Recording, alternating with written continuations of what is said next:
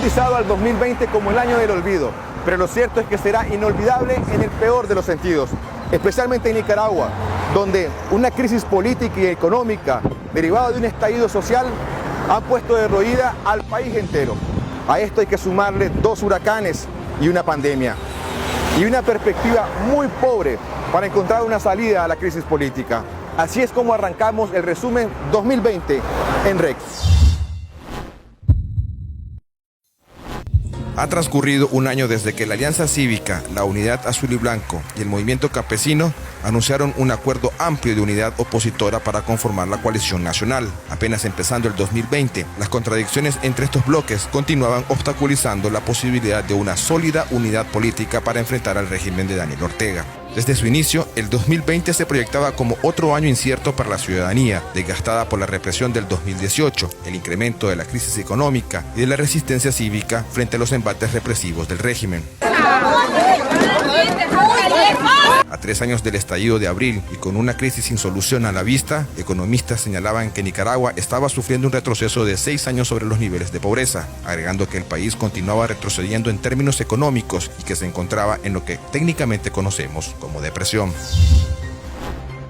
En el ámbito político, la gran interrogante seguía siendo si la coalición nacional se convertiría en ese vehículo que tantos esperaban, ese que lograría enfrentar los retos que presentaba el aislamiento del régimen en el mundo y sobre todo prepararse para un contexto eminente de elecciones en el 2021.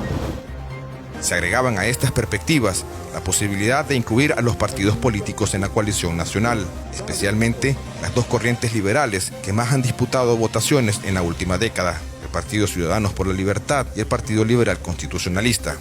¿Qué tiene que hacer esta coalición nacional o sus miembros al interno o fuera de esta coalición para convencer a Ceporele de ser parte de esta coalición? Hay muy poco, Danilo, que puedan hacer tal y como está estructurada la coalición en estos momentos. Con más de un centenar de presos políticos, control y represión policial en todo el país y con una economía en acelerado deterioro, la búsqueda de posiciones ventajosas ante una salida electoral empezó a ser la tónica entre la mayoría de los actores políticos que conforman o controlan ahora los grupos de oposición. Después del estallido social de abril 2018, Nicaragua ya había sufrido un impacto económico negativo, registrando el menos 4.0% de contracción económica ese mismo año y el menos 3.9% en el 2019. La pandemia puso en evidencia la precaria situación del Estado y la fragilidad de nuestros mercados. También quedó en evidencia el peligro sanitario al que el régimen expuso a la población, priorizando la economía sobre la vida. El primer caso de COVID se dio a conocer en marzo del 2020 y casi al finalizar el año se reportaban oficialmente alrededor de 4.000 contagios y poco más de 100 fallecidos. Alternativamente, el Observatorio Ciudadano, organizado de forma independiente, reportaba alrededor de 11.000 casos y 3.000 decesos. El régimen prácticamente no tomó medidas preventivas, ni aplicó cuarentenas, ni cancelaciones de clases o eventos públicos.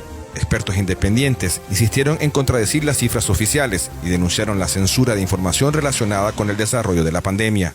60 altos funcionarios del régimen y más de un centenar de miembros del personal de la salud fallecieron ante el avance del coronavirus en Nicaragua.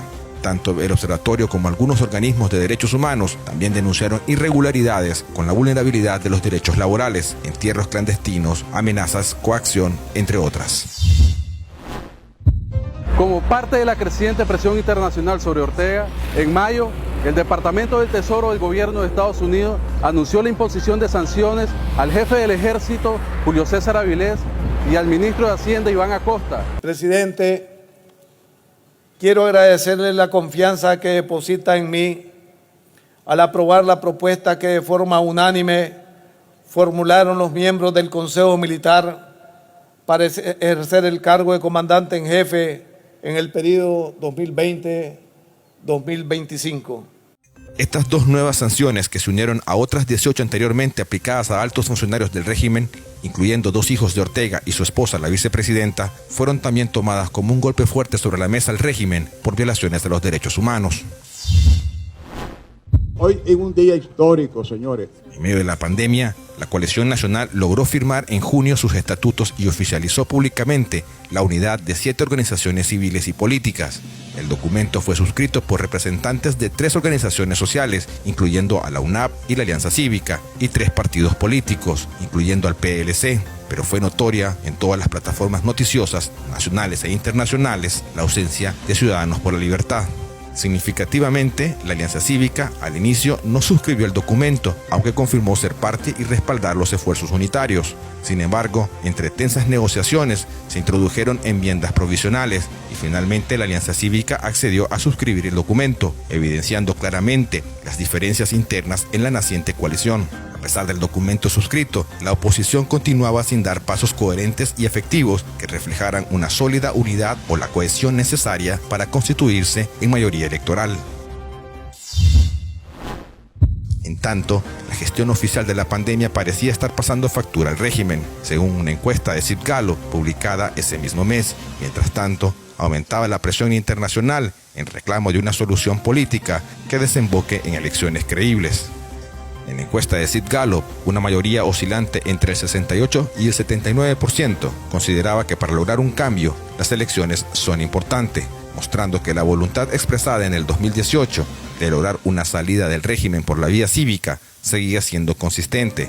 Pero el dilema reflejado en la encuesta era que solo 1 de cada 4 personas en esa mayoría consideraba que las elecciones en el 2021 serían libres. Sin embargo, el 53% consideró muy probable participar en los comicios.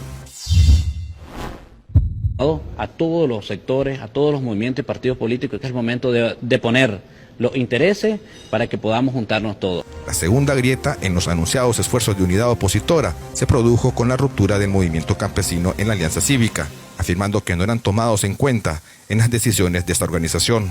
También anunciaron que dedicarían sus esfuerzos a su propio movimiento y a la construcción de la coalición nacional, de la que entonces la Alianza Cívica aún formaba parte, aunque sin participación activa y tomando distancia. Aquí vino la protesta armada. A mediados del año, la forma en la que el régimen celebraría el 19 de julio y lo que ese día podría anunciar Ortega causaba expectativa. El 3 de julio, la tradicional caminata del repliegue fue sustituida por un concierto virtual, lo cual pudo obedecer a un intento de aminorar los costos políticos del mal manejo oficial de la pandemia entre los seguidores del régimen.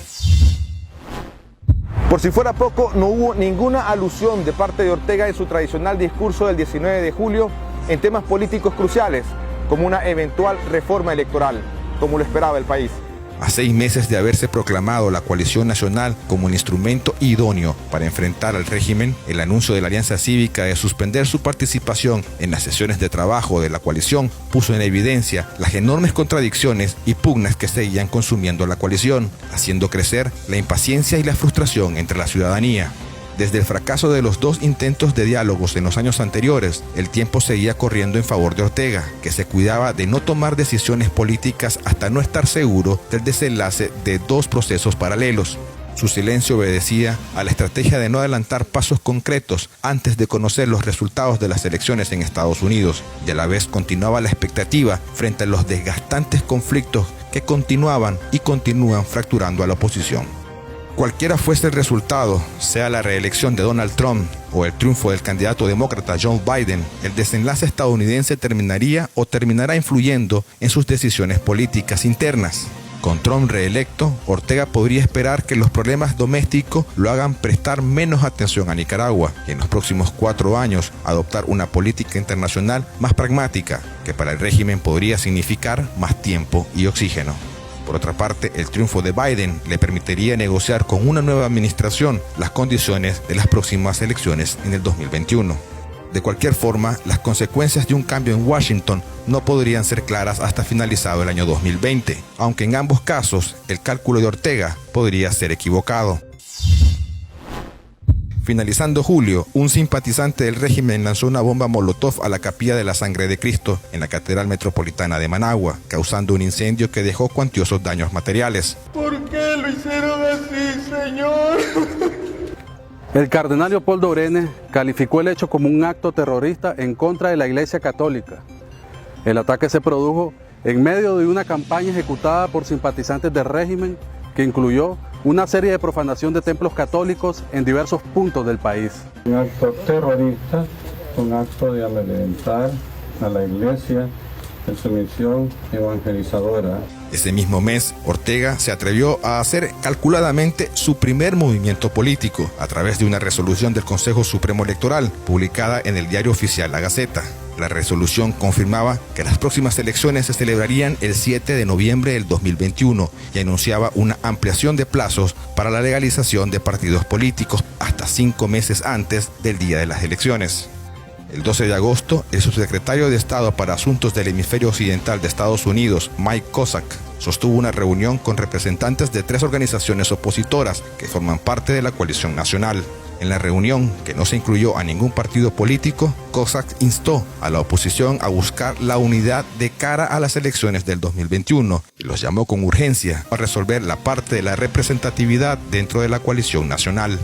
En tanto, el secretario general de la Organización de Estados Americanos, Luis Almagro, dejó al brasileño Paulo Abrao fuera de la Comisión Interamericana de Derechos Humanos, al anunciar que no renovaría su mandato como secretario ejecutivo de dicha comisión. Abrao es una de las voces internacionales más críticas del régimen de Ortega y fue testigo presencial de la represión en abril del 2018. La decisión generó críticas y fue leída como una concesión de Almagro al régimen de Ortega para abrir posibles negociaciones de cara a unas reformas electorales en Nicaragua. ¿Qué tan interesado está el empresariado nacional en verdaderos cambios en el país? Sin solución política no hay solución económica. En septiembre, el empresario Mike Hearing, miembro de la Alianza Cívica, fue electo como el nuevo presidente del Consejo Superior de la empresa privada COSEP. Hearing relevó del cargo a José Adán Aguerri, quien estuvo al frente del COSEP durante 13 años consecutivos. Aguerri se despidió publicando una carta donde defiende los objetivos de su administración frente al COSEP y afirmando haber tomado la decisión de pasar a trabajar políticamente por Nicaragua. A inicios del mes, Ortega conmemoró ostentosamente el 41 aniversario del Ejército y la Policía Nacional. En los discursos dejó claro que ambos cuerpos armados son el sostén fundamental de su poder, insistiendo en su marca de origen sandinista. Al mismo tiempo, en los muros, postes y puertas de casi un centenar de municipios del país aparecieron papeletas con el rostro de Ortega y el lema "Se va", en una acción que tomó por sorpresa a las fuerzas represivas del régimen. Aquí una vez más, los atropellos del papá. En octubre, el régimen de Ortega escaló sus niveles de represión contra los activistas opositores, al tiempo que dio curso a la Ley de Regulación de Agentes Extranjeros. Dicha ley segrega a los nicaragüenses en 2 categorías. Aumenta la vigilancia y el control sobre las organizaciones civiles, suspende los derechos políticos y autoriza la confiscación de bienes y patrimonios de aquellos nicaragüenses que en dicha ley consideran agentes extranjeros. Ortega también dio curso a la aprobación de la Ley Especial de Ciberdelitos, con el fin de silenciar los pocos espacios de crítica y periodismo independiente. Dicha ley promete cárcel a quienes difundan lo que el régimen considere noticias falsas o peligrosas. Ese mismo mes, otra encuesta de Sid Gallup mostró que la falta de empleo y las necesidades básicas preocupaban más a los nicaragüenses que la pandemia. Un 34% de los encuestados consideró que el principal problema de Nicaragua es la falta de empleo y apenas un 5% consideraba que era el COVID-19. La encuesta también reveló que la aceptación de Daniel Ortega y Rosario Murillo se desplomó y que el respaldo político al FSLN oscilaba apenas entre el 20 y el 25%. A finales de octubre, la Asamblea General de la OEA aprobó una resolución estableciendo plazos al régimen de Ortega para la realización de reformas que garanticen elecciones libres y transparentes en Nicaragua. Pese a evidentes limitaciones, la resolución puede leerse como un ultimátum o como una última oportunidad que la comunidad regional le da al régimen de Ortega para realizar elecciones libres y transparentes. La resolución llama al régimen a respetar el orden constitucional, los derechos humanos y las libertades civiles. También llama a celebrar elecciones libres y transparentes, permitir la entrada de observación internacional y nacional y acelerar el proceso de negociación de reformas electorales con los grupos opositores, tanto los que emergen después del estallido social en el 2018 como los partidos tradicionales. Pero también esa resolución llegó cuando la oposición nicaragüense revelaba nuevas fracturas. No es cierto que en este momento la coalición nacional sea la opción de unidad de toda la oposición. Los hechos lo confirman. No todos los opositores están dentro de la coalición y no todos los que están dentro de la coalición son verdaderos opositores. Ese mismo mes, la Alianza Cívica oficializó e hizo público su retiro definitivo de la coalición nacional. En noviembre, la aún disputada derrota electoral de Trump en Estados Unidos, que preludiaba su salida de la Casa Blanca en enero del 2021, coincidió con el paso en Nicaragua de dos potentes y desastrosos huracanes, Iota y Eta. Los tres acontecimientos se alinearon cambiando el escenario político por completo. El huracán Eta entró al país el 3 de noviembre y el Iota apareció el día 16. Después de su paso destructor por el Caribe Norte, el Triángulo Minero y la zona noreste del país, apareció Iota, considerado el huracán con mayor fuerza destructora que ha tocado tierra nicaragüense en más de un siglo. Iota avanzó por la misma ruta que Eta y la amplió, causando también desastres en el sur del territorio nacional y cubriendo con torrenciales lluvias todo el país. El recuento oficial fue de 21 muertes, un poco menor al Independiente, que registró 28 decesos. Los daños se calculan en más de $700 millones, así como medio millón de viviendas afectadas, destrucción de cosechas y pérdidas cuantiosas en el hato ganadero. En el 2020, la contracción económica en Nicaragua se calcula en menos del 5%. Sin embargo, las remesas siguen siendo fundamentales para atenuar los efectos de la contracción económica y solventar las necesidades de sobrevivencia de la población nicaragüense, agudizada por la crisis y el desempleo, que este año alcanzó un crecimiento de un 9,4%. A noviembre de este año, las remesas se calculan en $1.660 millones, cifra que a pesar de la pandemia mundial se ha logrado mantener respecto al 2019, que cerró con $1.682 millones, provenientes principalmente de Estados Unidos, Costa Rica y España. Las proyecciones socioeconómicas en octubre estimaron que al finalizar el 2020 la economía caería en un 5% y el ingreso per cápita se reduciría en un 5,2%. Pero la destrucción causada por Iota y Eta alteró también abruptamente el escenario político, convirtiéndose en una justificación para aumentar las presiones de grupos empresariales por un acuerdo o negociación política. En tanto, el secretario de Estado estadounidense Mike Pompeo ratificó la prohibición de entrada a su país al expresidente Arnoldo Alemán y su familia por su implicación en significativos actos de corrupción. Durante su cargo oficial como presidente, Alemán estuvo implicado en actos de corrupción, declaró Pompeo, agregando que la corrupción de Alemán continúa reverberando en Nicaragua hoy en día, reiterando luego el respaldo de Washington a la responsabilidad y transparencia de las instituciones democráticas en Nicaragua. Esta declaración fue leída como un mensaje a la coalición nacional, que continúa barajando la posibilidad de permanencia del PLC de Alemán en su propia estructura, algo que parece haber sido uno de los motivos de discordia que provocó la salida de la Alianza Cívica de la coalición. En tanto, el régimen ha estado intentando sacar provecho del oxígeno financiero multilateral a cuenta de las tragedias del COVID y los huracanes, y ha comenzado a realizar movimientos que ponen de relieve el inicio de su estrategia ante el proceso electoral. 30 votos a favor, 15 votos en contra, 4 abstenciones y 1 presente. Se aprueba la Ley de Defensa de los Derechos del Pueblo o la independencia, la soberanía y autodeterminación para la paz. Una de las acciones más relevantes en esa dirección ha sido la aprobación de una escueta y atípica ley de defensa de los derechos del pueblo a la independencia, soberanía y autodeterminación para la paz. La ley ha sido rechazada por la oposición, así como la OEA, la Unión Europea y diversos organismos de derechos humanos, pues consideran que impide a muchos líderes opositores ejercer su derecho en caso de que haya elecciones libres. La otra acción relevante del régimen en ese sentido fueron las declaraciones del asesor económico de Ortega, Bayardo Arce Castaño, frente a las cámaras de Voz TV, anunciando que en enero del 2021 el régimen buscará negociar temas económicos con sectores empresariales y que en mayo del 2021 impulsará una reforma electoral con las fuerzas políticas. Viene la discusión de la reforma electoral con la fuerza política. ¿Será antes de mayo como pusieron de plazo la Organización de Estados Americanos? Tendrá que ser en los plazos. Yo creo que es obvio que será antes de mayo, no porque diga la OEA, sino porque son los plazos normales de un proceso electoral.